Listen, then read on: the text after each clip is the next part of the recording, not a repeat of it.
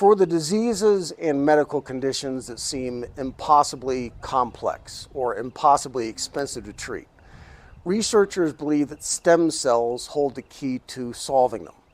So for cancers, tumors, degenerative diseases like Parkinson's and Alzheimer's and MS, and even spinal and brain disorders, doctors have wrestled with how stem cells can be applied to damaged areas and how those new cells would teach the body to heal itself. Top Chinese labs are doing research now with the umbilical cord stem cells, and these have enormous advantages over stem cells that come from the bone marrow.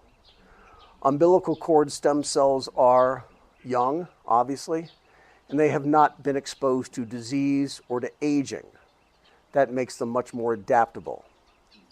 They have a far lower incidence of genetic defects, which tend to manifest themselves later in life.